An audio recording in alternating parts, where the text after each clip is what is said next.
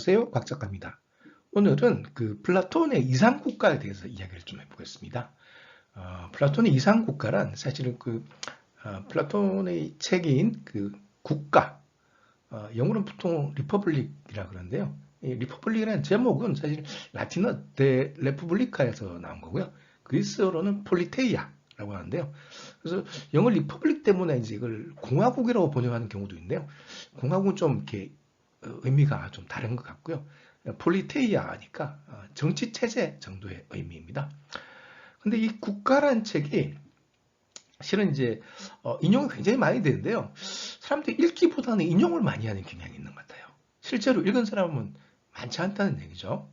그래서 이 플라톤이 여기서 이제 이상국가 얘기를 했다고 해서 진짜 그 나라가 플라톤이 얘기한 이상국가 진짜 멋지고 훌륭한 나라인가 그렇게 생각하는 사람들도 꽤 많아요.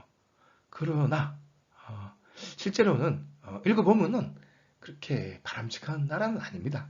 적어도 이제 현대인들이 보기에 바람직한 나라는 아니죠.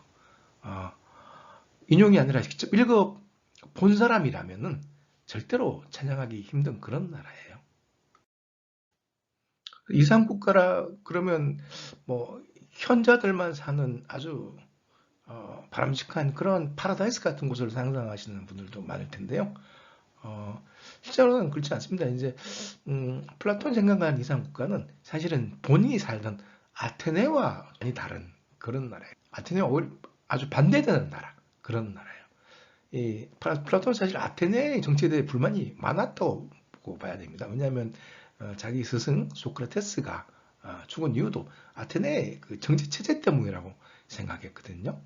그러니까 아테네는 이제 민주주의 체제였죠. 그래서 투표권이 아테네 시민들이 정책 결정도 다 하고 그리고 재판도 아테네 시민들이 다 참여해서 배심원으로 참여해서 투표를 해서 유무죄를 결정했으니까요. 그러니까 결국 소크라테스는 그 아테네 시민들의 투표로 사형 선고를 받은 거죠. 그래서 이제 소크라테스가 죽고 난 다음에 플라톤 몇 년 동안 한 10년 이상 이제 해외로 이제 돌아다니면서 세계 일주를 하고 그러고 난 다음에 아테네로 돌아와가지고 이제 아테네 분위기가 좀 진정되고 난 다음에 아카데미아라고 세계 최초의 대학 같은 걸 엽니다. 그래서 여기서 이제 학생들을 가르치고 그리고 작품 활동도 시작해요. 책을 쓰죠. 그 중에 하나가 이제 국가 혹은 이제 폴리테이아인데요. 이 국가가 바로 이제 철인 왕이 다스리는 그 유명한 철인 왕이 다스리는 가상의 나라입니다. 국가는 플라톤이 쓴 여러 대화편 중에 하나입니다. 다른 대화편들과 마찬가지로 국가 역시 소크라테스가 주인공입니다. 플라톤은 소크라테스의 입을 빌려서 자기가 하고 싶은 말을 하는 거죠. 배경은 어느 날 아테네에서 축제가 있던 날에 소크라테스가 친구들하고 함께 아는 사람 집에서 뭐 여러 가지 이야기를 하다가 가장 바람직한 국가는 어떤 것인가 뭐 그런 이야기를 하게 돼요. 그게 이제 이 책의 내용입니다. 뭐 그 와중에 이데아 이야기도 하고 그리고 뭐 정의란 무엇인가 뭐 그런 이야기도 하고 여러 가지 이야기가 있는데 그 중에서 이제 오늘은 국가 이야기를 좀 해보죠. 플라톤이 소크라테스 입을 빌려서 하는 말들을 이제 인용을 해가면서 설명을 하겠습니다. 플라톤의 기본적인 생각은 이거예요. 아테네처럼 평범한 사람들이 권력을 가지고 정책을 결정해서야 되겠느냐. 평범한 사람들이 뭘 안다고. 정책을 결정하고 나라를 다스리기 위해서는 뭔가 이제 덕도 많고 아는 것도 많은 아주 똑똑한 그런 사람, 즉 철학자가 되어야 되지 않겠는가. 그래서 이렇게 말합니다. 구체적으로 이제 철학자들이 왕이 되든지 아니면 세계 왕과 군자들이 철학의 정신과 힘을 얻어서 정치적 위대함과 지혜가 한 곳으로 모일 때까지는 그래서 철학과 권력이 서로를 배제함이 없이 협력하기 전까지는 도시들은 결코 악으로부터 벗어나지 못할 것이며 인류 역시 악에서 빠져나오지 못할 거라고 믿네. 라고 이제 책에 쓰고 아마 자기 친구들한테나 제자들한테도 그렇게 얘기했겠죠. 그래서 이 철학자 왕 혹은 원래 왕인데 철학자가 된 사람의 특징은 어떤가 하면은 진실하고 정의롭고 침착하고 기억력이 좋아야 된다. 이렇게 말을 합니다. 이 철학자가 왕인 나라의 시스템에 대해서도 이제 서술을 하는데요.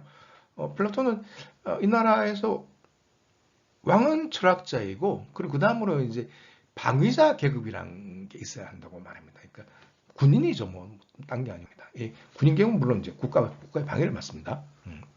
그리고, 그다음에 이제 생산자 계급이 있어야 됩니다. 당연하죠. 이제 농사 짓는 사람이 있어야죠. 뭐, 상공업에도 종사하고. 그런데, 이, 플라톤이 보기에 농부나 장인 같은 사람들은 아주 평범한 일을 한 사람이고, 나라를 지키는 방위자 계급은 굉장히 이제 훌륭한 일을 한 사람이기 때문에 이 두 계급을 이렇게 분리를 해서 그렇게 키워야 된다고 말을 합니다.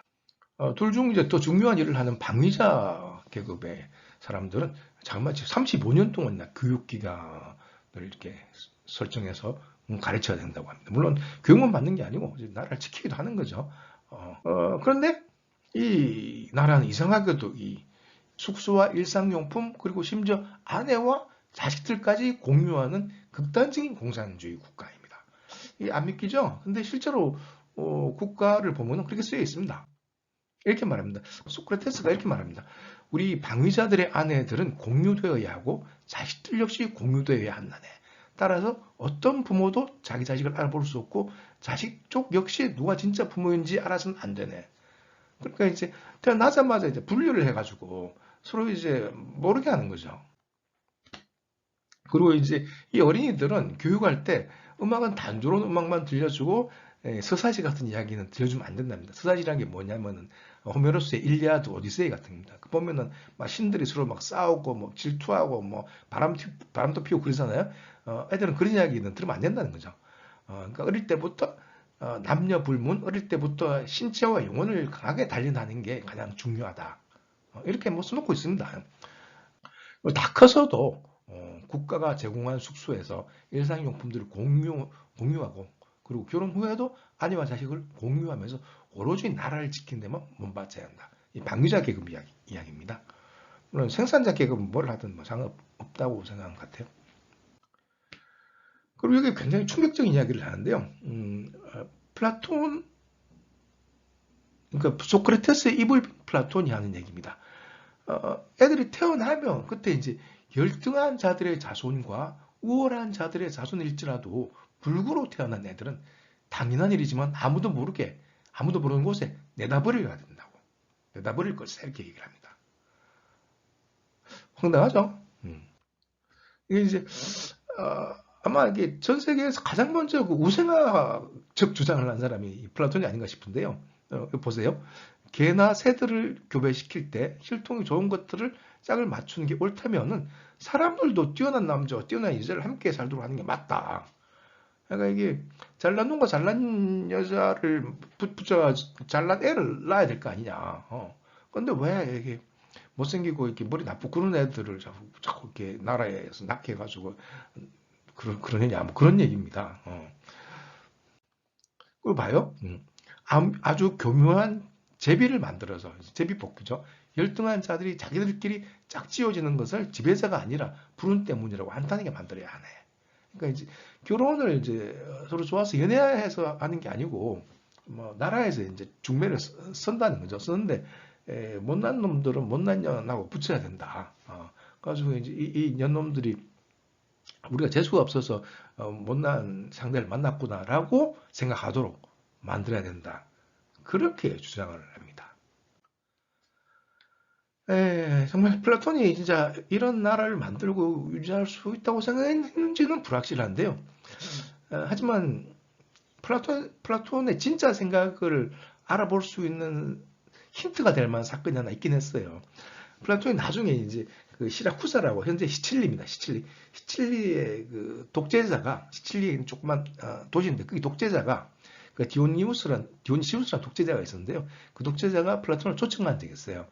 그래가지고 플라톤이 이제 디오니시우스한테 강의를 많이 했습니다. 근데 그때 아마 플라톤이 디오니시우스를 자기가 생각하는 그 천인왕으로 만들어 보고 싶지 않았을까라고 저는 생각해요, 사실.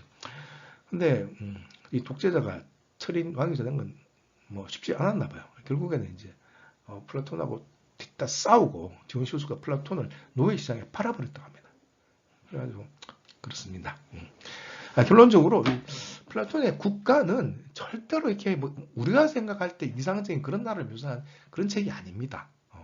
아니고 적어도 정치적인 생각만 본다면은 굉장히 학질적인 내용으로 가득 차 있습니다. 물론 그 부분을 빼면은 사실 볼만한 책이에요. 아주 훌륭한 책입니다, 사실은. 예, 플라톤의 정치적 전망만 제외하면 상당히 괜찮은 책입니다. 훌륭한 얘기도 많이 나오고요. 그리고 재밌고 뭐 그런 얘기도 많이 나와요. 그렇습니다. 하여튼 한번 읽어보십시오. 나중에 시간이 있을 때. 나름 재미가 있습니다. 그러면 재밌게 보셨으면 구독과 좋아요 부탁드립니다. 감사합니다.